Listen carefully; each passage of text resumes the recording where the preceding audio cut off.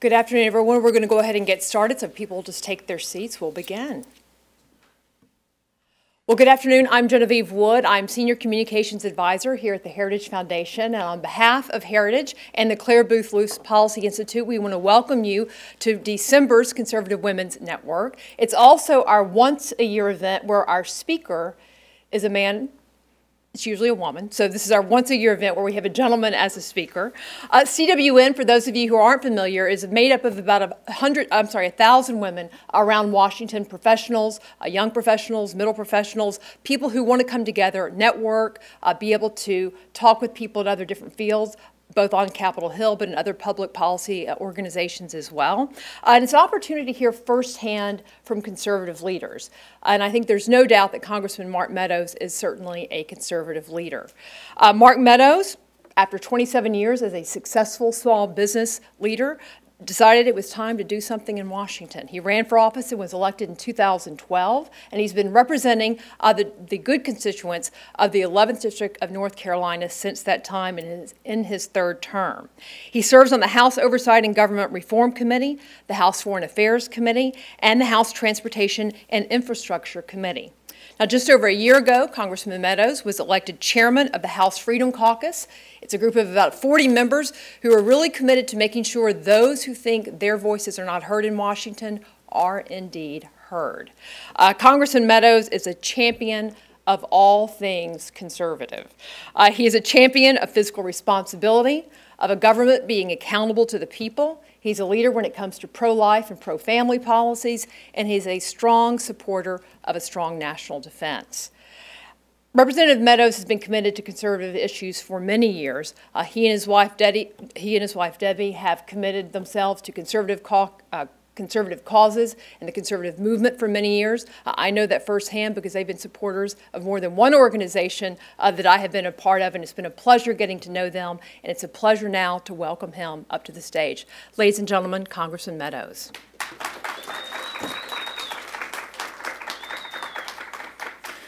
Thank you, Genevieve. Obviously, anytime that you get to come and talk about conservative causes, it's a good day. But particularly today, to be able to not only have the honor of getting to speak to so many of you who have been in the trenches fighting for conservative causes for a long time, but to do it at a time here on Capitol Hill when well, I guess every day is a new headline with regards to shutdowns and tax reform and, you know, what's going to happen. And so I find it extremely not only an honor, but really a privilege to highlight what's happening behind the scenes. So I thought what we would do today is maybe have a family discussion about kind of what happens just a few short blocks from here.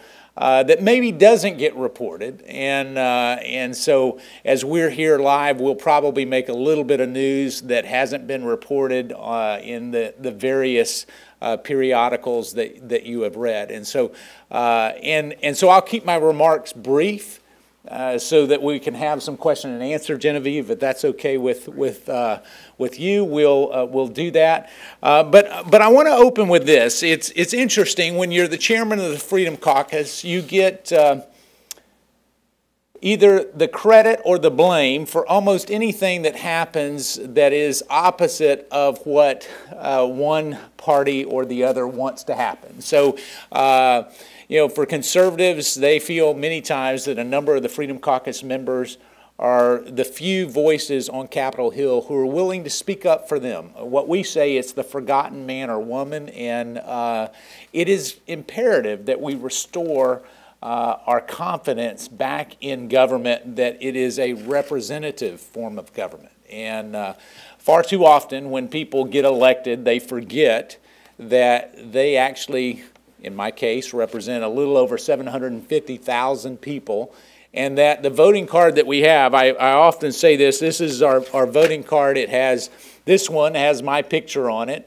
And a lot of members think that once their picture gets on their voting card that it belongs to them. but indeed it does not. Mine belongs to the people of Western North Carolina. And the more that we remember that and remind our members that it is not their voting card, but it belongs to the people, I think the more conservative the policy we will get, and certainly as we look at it. So today I want to talk about perhaps, I guess what we would is use two P's. The policy and the pragmatic way that we get it done. So policy and pragmatism would be the two areas that we do. But before I do that, I thought it would be interesting. I got this Bloomberg alert the other day.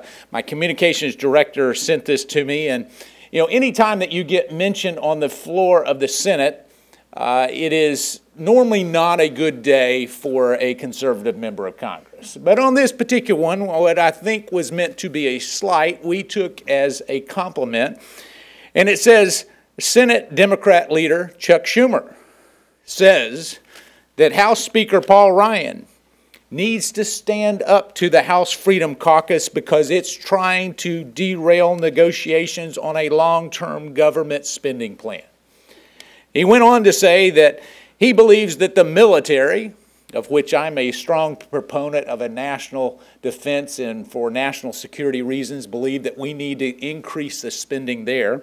But he went on further to say that the military and domestic economic growth portions of spending need to be treated equally. So what he is essentially saying is we need to increase defense and we need to increase every other aspect of the government at the same level.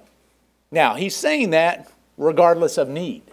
Now, we have a lot of facts that would suggest that our military men and women, because of sequestration, are falling way behind some of our enemies abroad, and that we need to actually do that. And so Schumer went on to say that Democrats and Republicans were otherwise making good progress on the spending talks until the Freedom Caucus got involved. Now, I think he meant that as a negative. Obviously, we see that as fighting for the millions of men and women who believe that what we have to do is start to get some type of control of our federal spending. You know, we're in the midst of a tax reform debate. And so I'm here to tell you, I believe that not only will we have a tax reform bill signed into law by December 21st, I think it potentially could be a few days earlier than that.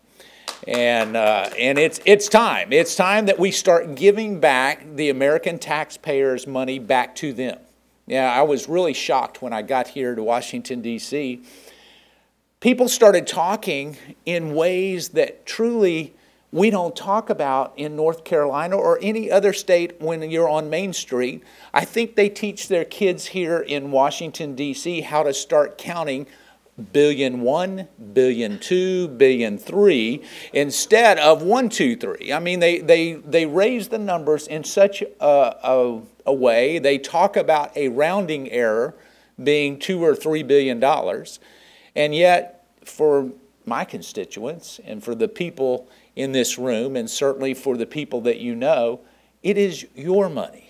It is not the federal government's money, and we need to be wise, efficient stewards of that. So some of the drama, I think one of the headlines said there was drama on the House floor on Monday as it related to a vote to go to conference. So would you guys like to know kind of the backstory on what happened that particular night? So here's what happens. I was actually out for a run on Monday morning with my wife. We were running and trying to get rid of a little bit of turkey and dressing. And so as we were out for a run, I was thinking about, well, how do we make sure that we get a tax reform bill done? Because we in the House have been complaining about the Senate for a very long time. We said, you know, if they would just go with a 50-vote threshold, get rid of the 60-vote cloture, we would be able to solve a lot of things, because there are a lot of people who said, you know what, you asked for the Senate, we gave you the Senate. You had the House and the Senate, and you couldn't get things done. Then you said, well, if you just give us the House, the Senate, and the White House, we will get things done. So what did the American people do? They gave us the House, the Senate, and the White House. The expectations were unbelievable, and then the delivery was less than desirable. And so here we are today with this frustration that says people who are giving their hard-earned dollars to support candidates, people who were out waving signs, perhaps even making homemade signs to make sure that we took over all the branches, both the House and the Senate, and certainly the White House, and yet the results continue to get held up in the Senate. So for me, when I saw that they actually got 51 votes in the Senate for a tax reform bill, I said, you know what? We need to not play around with this, because you never know when there's one senator or two that will go rogue and decide to change their vote and go the other way. So I got with my good friend Jim Jordan from Ohio, and I said, really what I think would be the best plan would be actually to not officially go to conference. Let's leave that bill sitting there where technically the House could just sign the Senate bill and send it to the President. It needs fixing. It needs help. But at the worst case scenario, we would have some relief. We know that the Senate bill, we could pass it and send it on. But by going to conference, what you automatically do is you take that off the table. And you take it back where you put it back in the House and the Senate. And you still are at the mercy of one or two senators in the Senate. So we felt like that if we actually didn't make a motion to go to conference, but we allowed that conference to happen just in an ad hoc way, that we would actually have the best of both worlds.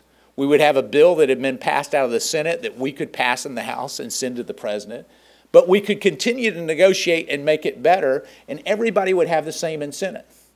So as many of you've read, we went to the House floor to hold up enough votes. The Freedom Caucus wanted to focus on tax reform and make sure that we kept it there. And so we had enough votes to make sure that we didn't go to conference. Well, you've all read about that and you know that part of it, but just a few minutes before the vote, I get a call from the President aboard Air Force One, who said that he was concerned about not going to conference and that we needed to reconsider. Now, anytime that you get a call from the President, you not only take it, but you normally start out by, yes, sir, and I understand, sir. And so as he was sharing some of his concerns, I started to lay out what I just laid out for you. I said, don't you think, Mr. President, that it would be a good idea if we kept a bill that potentially is still being able to be acted upon in the House? And so I had those kind of conversations with him. He was thinking about it. Obviously, he was in transit between out west and coming back to the Oval Office. And he encouraged me to talk to the Speaker. Now, the Speaker actually was not here in Washington, D.C., and so I committed to do that. Well, you may have seen the drama on the House floor then. There, the votes are not there. We're holding up our votes. We went out. I talked to the Speaker. We had a long conversation. And for us, it really boiled down to two things. One is we believe that we need to be very fast about getting this tax reform done. We don't need to open it up and negotiate every single aspect that we've been negotiating for the last 10 months. We need to keep it narrow. In my opinion, we need to make sure that middle-income wage earners get real relief. We need to make sure that small businesses actually get the tax relief and not just a few small businesses. We believed, some of us, that the mortgage interest deduction should stay where it is today and not be lowered like it was in the House bill. And so there was 4 or 5 components that we put in there in terms of fixing things that we saw at odds with the two. But as we looked at that, I shared that with the Speaker, there was one other area. This whole idea of spending And as you know now, history from yesterday, we passed a short-term spending bill through December the 22nd. Now, that's to suggest that we didn't know that December 8th was on the calendar for 3 months and that the deadline would have been December 8th. And I think it's time that members of Congress have a plan to get things done and not wait till the last minute. You don't run your households or your businesses that way. It is certainly not appropriate for running the largest economy in the world with a, I guess, speed up, stop, and hope for the best kind of strategy. So here we were, the conversations were going off. I actually had another conversation with the president that night, and I'm always cautious to not share the details of conversations with the president. But here is the backstory. Ultimately, the president and the speaker encouraged us to go ahead and go to conference. So indeed, we released the votes. The House Freedom Caucus supplied the votes so that we could go to conference. You now know that the Senate voted yesterday to go to conference, so we're officially there. And yet, at the same time, I think there's a clear understanding on a couple of different points. One is we need to get tax reform done in the next week to 10 days. That the land and the time of promise for future victories is over. You know, I don't know about you, but I've heard too many times, we're going to fight for something at a point in the future, only to be disappointed. But there is another fight that is coming up that you really need to be aware of, and that is on December 22nd.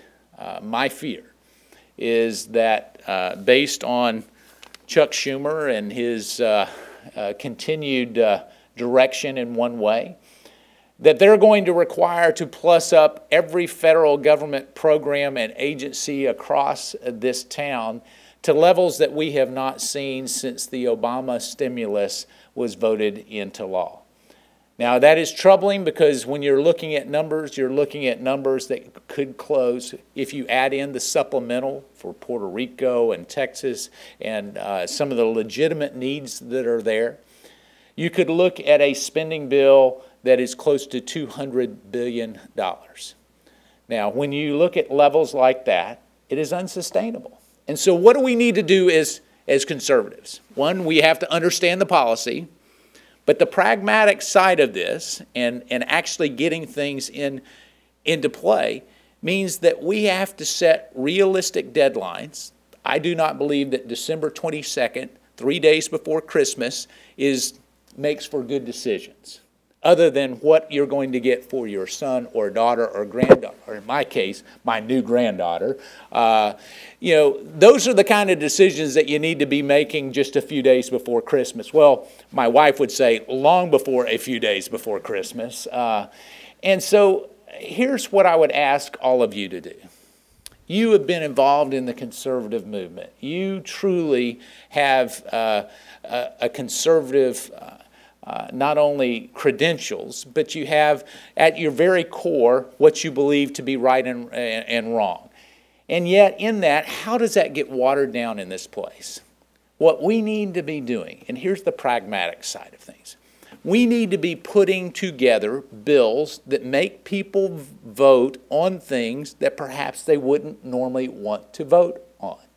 For example, when we did a relief package for Puerto Rico and, for Florida and Texas, why did we not put in some kind of reforms to the flood program that has been underwater, pun intended, for a long time? Why did we not put that on there and then dare our Democrat colleagues to vote against it in the Senate?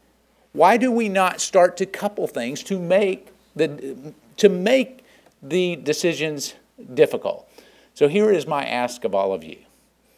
As we start to look at this, you know, I have no special gifts other than the fact that I've negotiated all my life. And I look at pressure points. And when you have those pressure points, those are the only times that you get concessions. Those are the only times that you get people to truly start to come together and say, I don't want to give you this, you don't want to give up that, but if we come together, we can make that happen. For far too long, conservatives have conceded that policy ground because they're being pragmatic and saying, well, we just got to get something done. Now, we're a basketball state in North Carolina, and what we call that is going into the four-corner prevent defense when you're down by 20 points. The only thing that you're doing is guaranteeing that you will lose by less points than you would have before. I think it is time that the American people see a win. It is time that we actually start to make for those difficult votes. Now, will that mean that we have all kinds of conservative wins? No, quite frankly, there will be concessions that have to be made.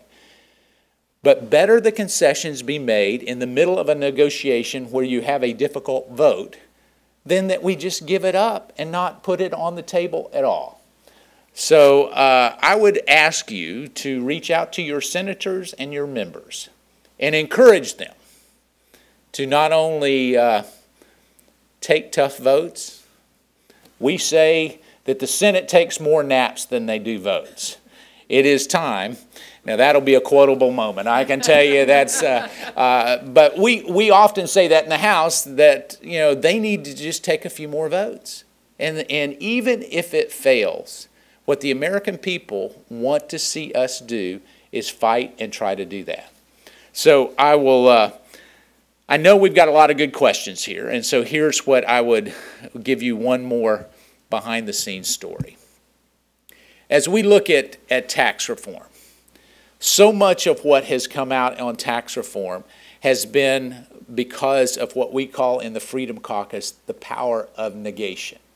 It's not the fact that we have all the power to suggest that we're going to get this thing done or that thing done, because quite frankly, a lot of members of the Freedom Caucus are not on the committees of jurisdiction.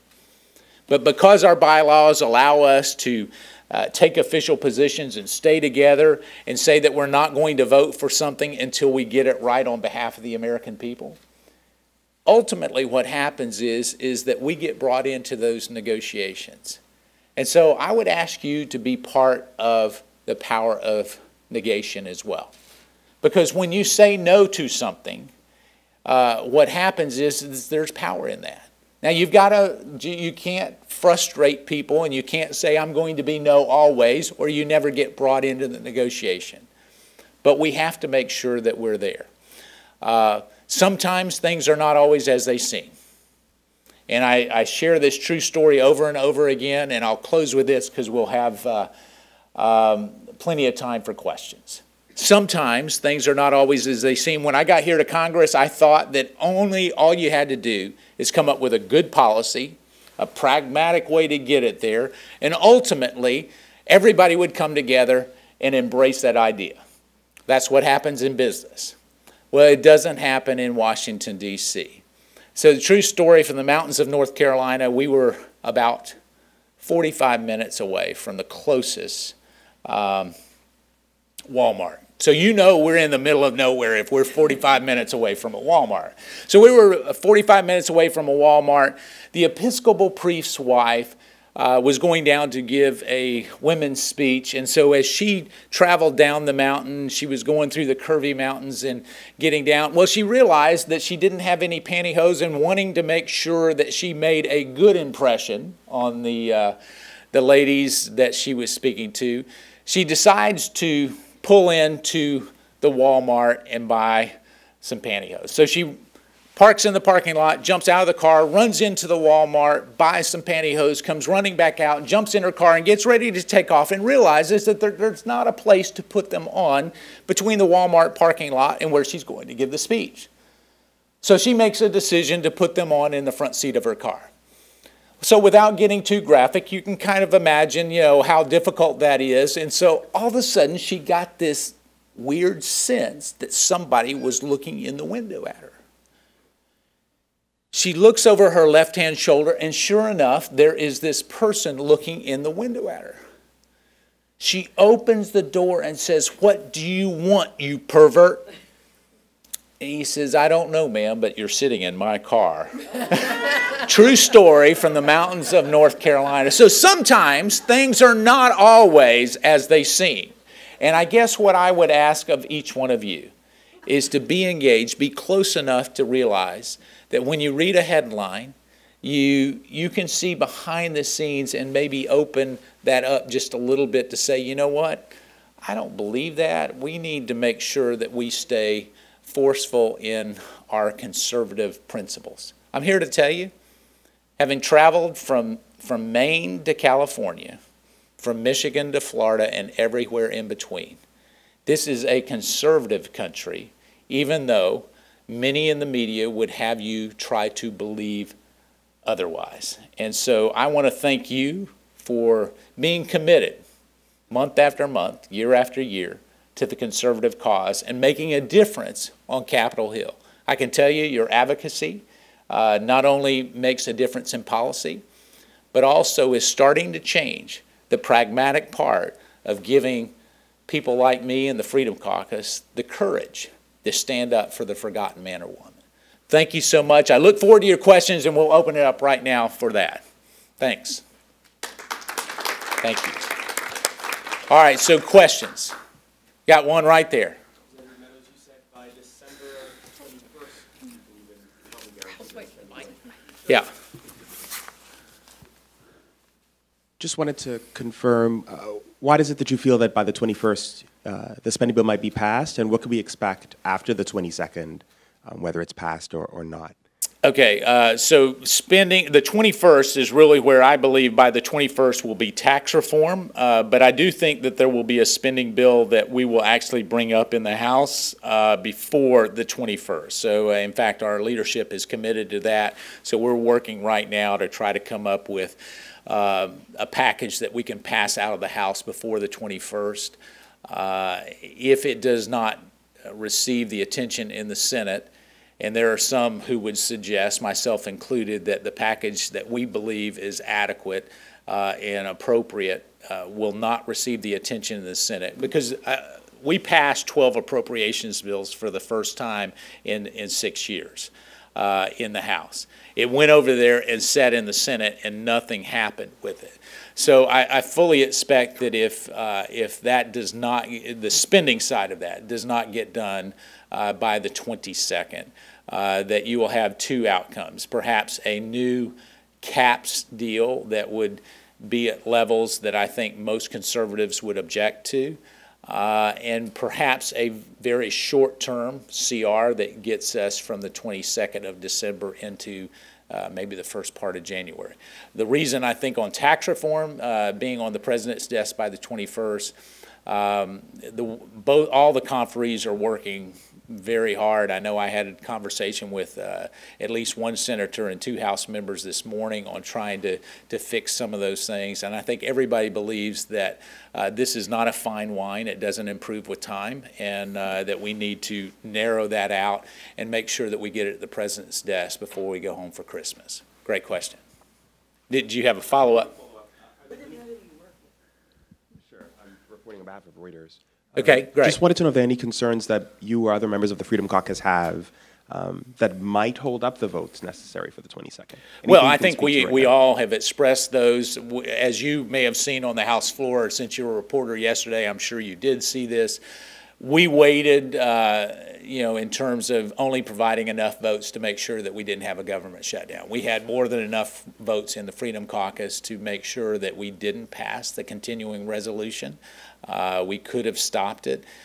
We talked to the leadership. This was their play call. This is what they believed that would happen. And so what would happen there? If you get a spending bill that has 150 to $200 billion plus up with a DACA fix in it, with a number of other, perhaps even FISA reauthorization that some of us have a problem with. We believe that there needs to be some FISA reauthorization reforms before we, and that is, for the foreign surveillance. Those things getting added in could be very problematic, and yet, just to be truthful, is if you plus up spending enough, the Freedom Caucus is a non-leverage point because you'll get enough Democrats to come across and vote for it. Okay. Yes, ma'am. Yeah, I'm Sally Lunderman. I'm a graduate of Leadership Institute and a member of the Commonwealth Republican Women's Club and the Virginia Federation of Republican Women, et cetera, et cetera, et cetera. Well, you sound like one of my constituents. God bless you is all I can say. Yes, sir. What I'm concerned about in the tax bill, could you speak a little bit of how it's going to help seniors? That because it's a big body of seniors, the baby boomers, et cetera, that are retiring, and we need a livable wage as prices keep going up, and to support ourselves. So, what is the tax reform going to be doing for us as senior citizens? Yeah, I think that's a great question, and it's probably one of the things that when I look at the demographics of my district that we have been perhaps more focused on than anything else. When I look at my district, I represent the western part of North Carolina, and so I'm not running for Senate, so I can say it's the pretty part of North Carolina, and it's the mountainous areas, but we have all kinds of people that retire there, and so with that, we're looking keenly about those that are on fixed incomes, and as we start to look, the doubling of the standard of deduction does help some, but it's also one of the reasons why some of the Senate levels probably get adopted. I mean, we went from 3 levels in the original proposal in terms of income levels in the House. We ended up at 4. And the Senate is at 7, and so part of that is we'll probably end up with more to make sure that we can get those down so that every level actually gets a tax cut. But that brings up one other area. When we're looking at for those who are about to go on to Medicare and those who are on Medicare, healthcare costs is one that can obliterate the savings that we're putting there. And so to completely ignore the repeal of Obamacare, to completely ignore the co-pays and the additional premiums that will come with Medicare if you're on Medicare, is ignoring what we're doing. We give a break here and we allow, I mean, I was talking to somebody in their 60s just the other day, and they said their insurance premiums have popped up by $500 a month. Well, $150 savings in tax still puts them in the hole in real dollars, and that's what you were talking about, by $350. So I think on the tax reform, I do believe that we'll get it right for our seniors. There's a big pushback on some of it where we were with medical costs and not allowing that to be deducted. I know that has gone back and forth in real rigorous debate on how we address that to make sure that doesn't penalize those that are either retiring or about to retire or still working as seniors and just not with the same level of earning potential. And so in the next week to 10 days, I believe that part hits it. We will repeal the individual mandate in this tax bill. And by repealing that, we will start, hopefully, to work with the administration to bring down some of those premiums that have the biggest cost. You know, the big problem that I see with cost of living adjustments, we sometimes figure those based on, well, iPhones and cars and all kinds of stuff, when a lot of people that are on fixed incomes, it's more about groceries and gas and the things that they buy each and every day than sometimes the way that we figure that. So my mom, who is 80 years old, well, she reminds me on a regular basis we need to get this right. But thank you. Any others?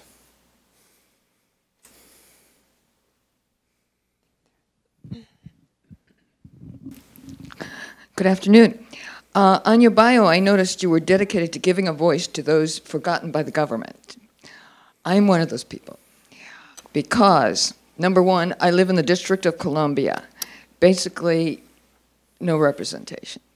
Secondly, my family and I arrived here from Eastern Europe legally, became naturalized citizens, followed all the rules. Where in Eastern Europe? Latvia. Okay. And I struggled to earn my education, I'm quite educated.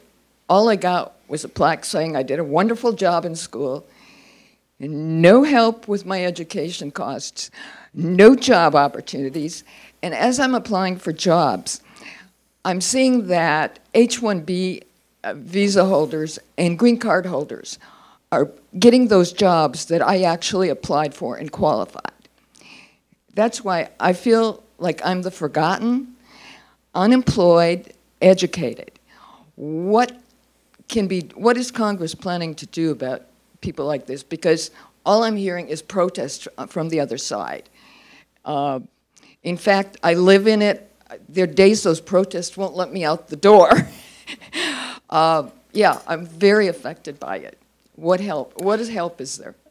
So let me hit that in two different pieces, and I'll hit the one that probably, if you're in Washington, D.C., is not good news, is I see very little, if any, chance of they're actually looking at a statehood. I know the mayor is in support of that. I know most of the residents of D.C. are in support of that. But both constitutionally and really the way that we look at that particular issue, I don't see statehood in Washington, D.C. because of the way that it was originally set up to be our nation's capital, and taking property from Maryland and Virginia and the like. I'm actually on the committee that is over Washington, D.C., so this is something that I've had a number of conversations about. That there is no help that is on the way anytime soon on that particular issue. Now, there have been some who says, well, we'll be glad to give you representation and take half the people from Washington, D.C. and put them in Maryland, the other half back in Virginia, and you could actually get representation in terms of your members of Congress from a voting standpoint. Eleanor Holmes Norton obviously is the delegate from here in D.C. I serve with her on two different committees, and we have a great relationship, but obviously are very different on this particular subject in terms of where we come at it. But let me just go to the other side of that. There were many people who believe that your ability to lobby Congress is actually disproportionate because of your location.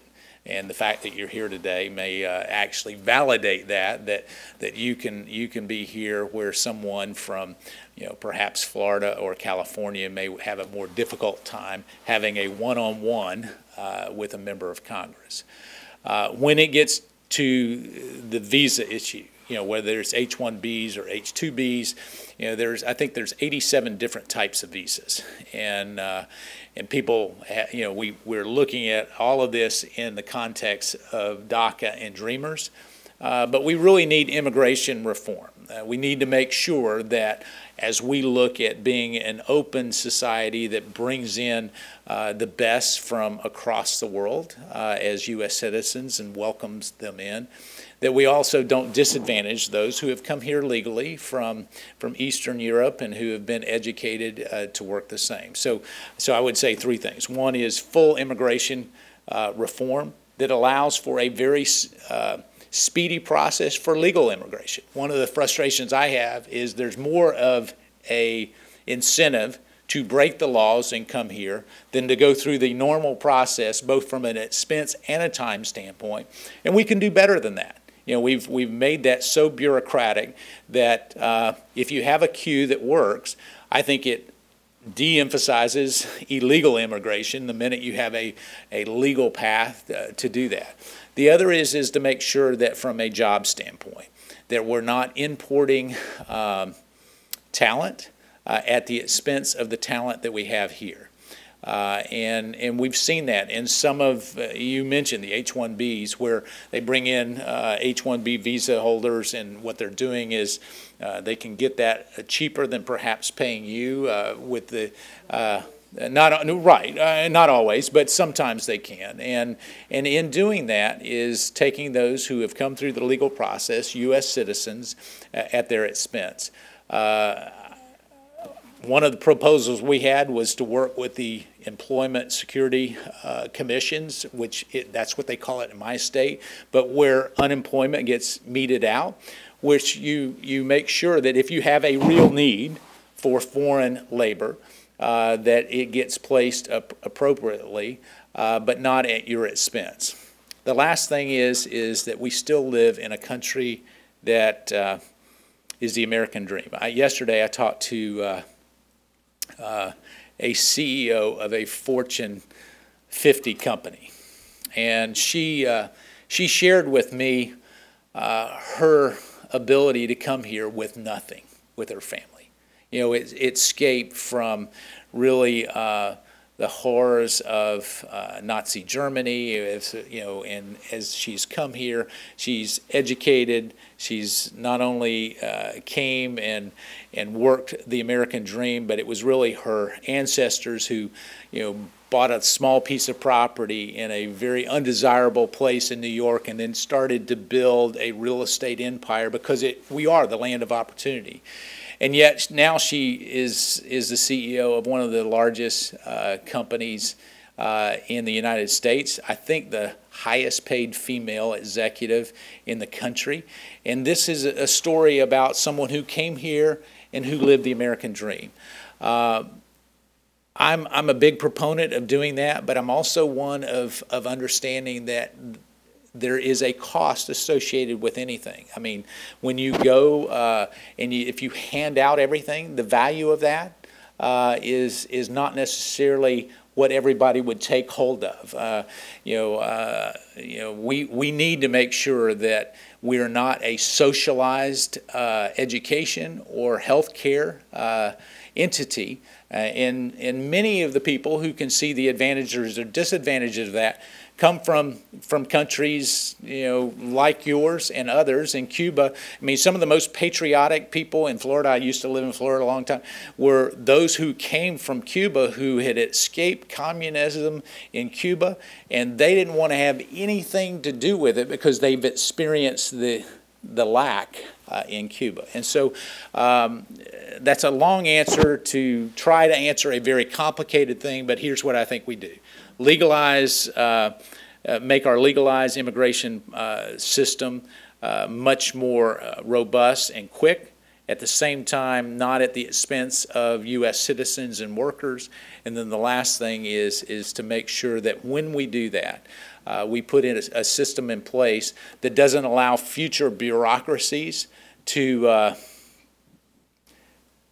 to take it to a point where they just keep adding on. I see no reason to have 87 different types of visas.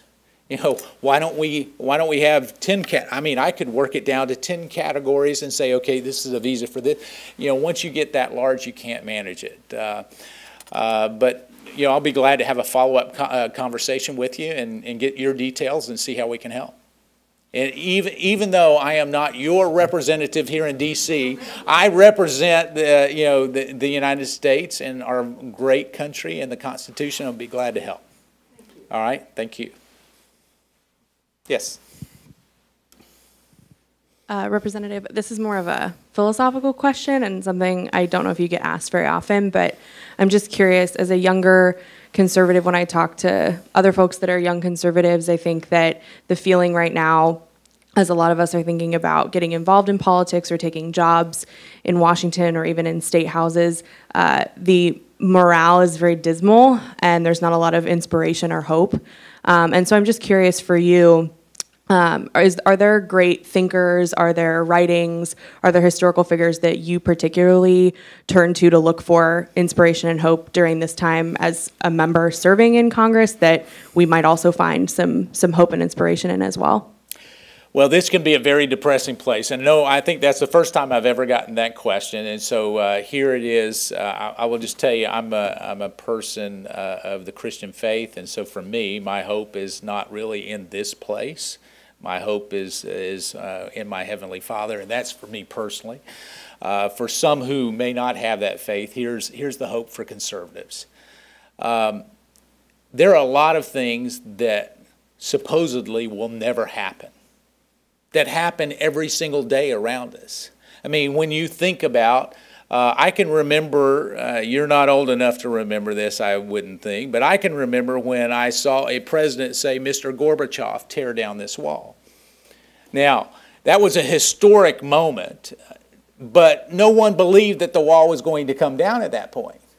Now, I can tell you, I was in Berlin just a few months ago walking where that wall was, and it's not there. There's little pieces of it there that are a reminder of what was there. And they're more in a museum context. But when the president said, Mr. Gorbachev, tear down this wall, he was told not to say that. You know, don't, because you may be embarrassed because nothing's going to happen. You don't want to take a bold stand. And I'm here to encourage you as a young conservative to be bold in what you believe, to also believe that the unachievable happens each and every day in America. It's the American dream that we were just talking about. It's the fact that a guy came from very humble beginnings and actually has lived the American dream and ultimately serves in the most powerful place on the face of the globe. And so I guess what I would do is not believe all the people who say that nothing will happen. You know, I tell the story in the rotunda of the Capitol, just a few blocks from here, is a picture of some of the pilgrims who came over for religious persecution purposes from Holland. And so as they're there, there is one particular ship. The rainbow is actually red, white, and blue. It's not the normal colors of a rainbow. And there's a person there that has a Bible that is open, and they were showing that they were escaping because they wanted to come to a different place to worship freely. Now, I share that story because that particular person is Elder William Brewster.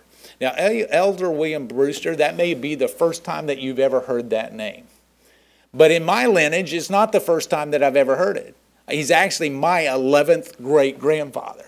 So when you look at, there was no way that he ever thought that his portrait would be in the rotunda of the most powerful place on the face of the globe, because he was coming to a wilderness. I mean, this was not the United States at this point. He was just escaping because he believed in the unbelievable. And yet, he also didn't know that in that same rotunda where his portrait is, that his 11th great-grandson would have the honor of serving the people of North Carolina in the most powerful place. So believe the unbelievable, and my message to you and to other conservatives is when they tell you it can't be done, just remind them of the miraculous things that have been done because people have dared to believe. Great question. Thank you, guys. Thank you. Okay, I think we got time for one last question. If you've got one last question, and if not, I'll... One last question? Yes, ma'am. I like your sweater, by the way. Oh, thank you. Well, this is about immigration. How much money is the United States losing because illegals are here and they haven't paid any money to us? I think, so the question is how much money are we losing from illegals who are here that haven't paid into the system? I don't know that anyone actually knows. I mean, there have been a number of great thinkers. In fact, here at Heritage, you can find a number of people who can put together a very plausible financial argument for that in terms of where they are. But here's the cost. One is dollars and cents, but the other is in a number of other areas. We're sitting here debating about immigration, and it will be the topic over the next 2 weeks like you've never seen. You know, it will be actually the topic of whether we're going to have a shutdown or whether we're going to give in here or there. But really, we're not talking about immigration, we're talking about people. And ultimately, when we're talking about people, what we have to understand is the hidden costs or the actual costs of not dealing with a situation. Some of those costs are unbelievably high. You know, when we look at a diversity lottery like we have, which basically says, regardless of the country of origin, we're going to allow people to come in, and they end up conducting terrorist activities in New York City, the cost of that is not measured in dollars and cents. It's measured in blood and tears. And so to get this right, what we have to do is to perhaps take very tough stance. I've been negotiating on the immigration side of it from a conservative's point of view for many, many weeks now, and trying to find that sweet spot. So one is the cost. Certainly it's in the billions of dollars. We know that. The exact amount, you don't ever know what you don't know. And so in that, we only have estimates that people make in terms of where we have it, in terms of the number of people that are here. But the other part of that is we do know that if we're going to have a country, you have to have a secure border. You also have to understand that when you have a secure border, you have rules, and ours are really the Constitution and a rule of law. So the more that you go with sanctuary cities and all these other things, it's dealing with situations that we should deal with appropriately in a real way. And so I can tell you that on some of the programs that we're looking at that have been actually very difficult to actually hone in on, we're going to try to address some of those costs as it relates to the tax reform bill.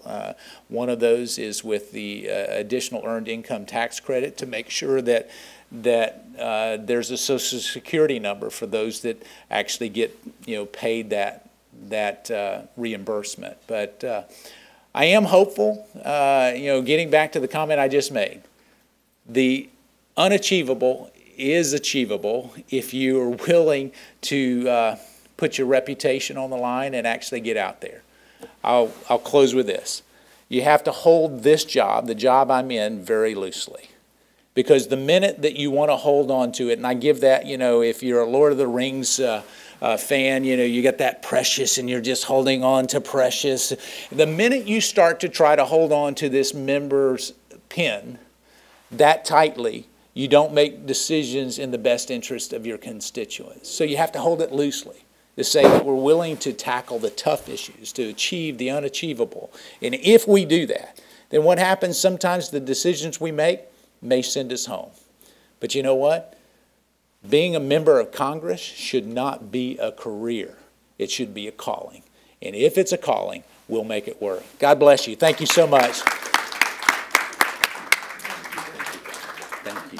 And thank you, Congressman Meadows. And on behalf of Clare Boothe Luce Policy Institute, I know you walked in and you had a dirty "no good deed goes unpunished" mug, but we'd like to give you your own. I will use it and drink from it often. Thank you. And then also a bag with the logo on it. So wonderful. And I think Heritage also has a gift for you. Thank you so much. Thank you you very much. Thank you, guys.